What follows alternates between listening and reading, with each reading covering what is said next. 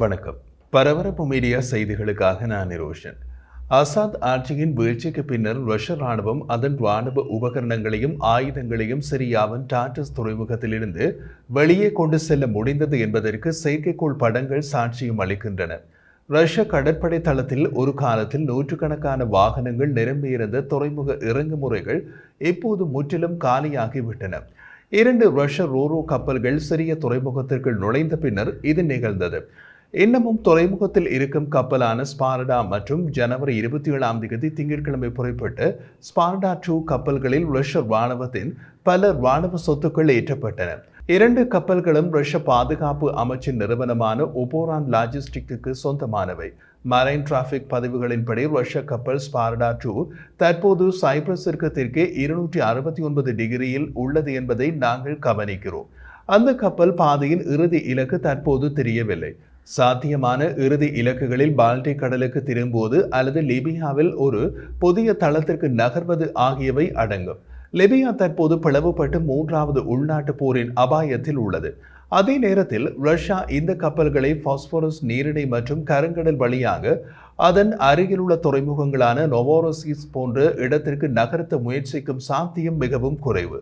பிரச்சனை என்னவென்றால் துருக்கி அவர்களின் வழியை தடுக்கலாம் என்பது மட்டுமல்ல, அவை உக்ரைனிய கடல்சார் ஆளற்ற கப்பல்களின் இலக்காக மாறும். பல ரஷ்ய கப்பல்கள் அப்படி கருங்கடலில் மூழ்கடிக்கப்பட்டுள்ளன. மேலும் மத்திய தரைக்கடல் வழியாக செல்வது கூட ரஷ்ய கப்பல்களுக்கு ஆபத்தானது. டிசம்பர் 24 ரஷ்யா தமது ஒருசா மேஜர் கப்பலை இழந்தது நினைவு கூறத்தக்கது. இது கருங்கடலில் உக்ரைனால் தாக்கி மூழ்கடிக்கப்பட்ட மொக்ஸ்வா கப்பலை விட சற்று சிறியது.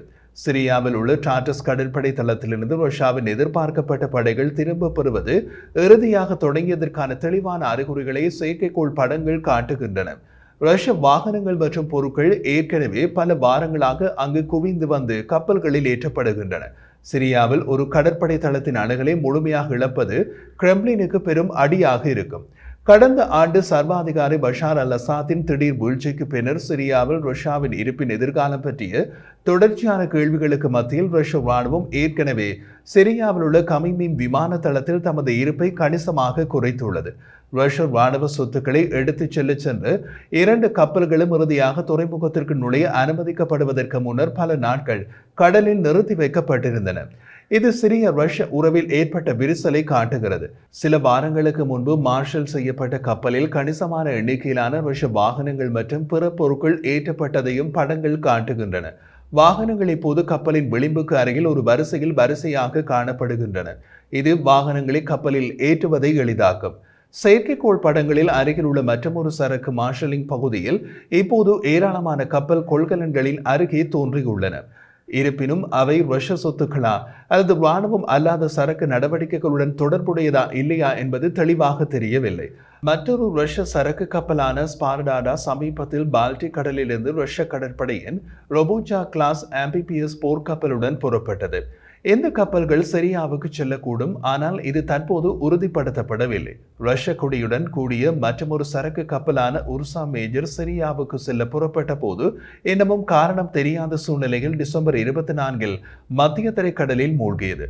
டாட்டஸ் மற்றும் அதை சுற்றியுள்ள சமீபகால செயற்பாடு டமாஸ்கஸில் உள்ள நாட்டின் புதிய அரசாங்கம் டாட்டஸில் ரஷ்யாவின் 49 ஆண்டுகால குத்தகை ஒப்பந்தத்தை ரத்து செய்தது என்று சிறிய ஊடகங்களில் கூறப்படுகிறது.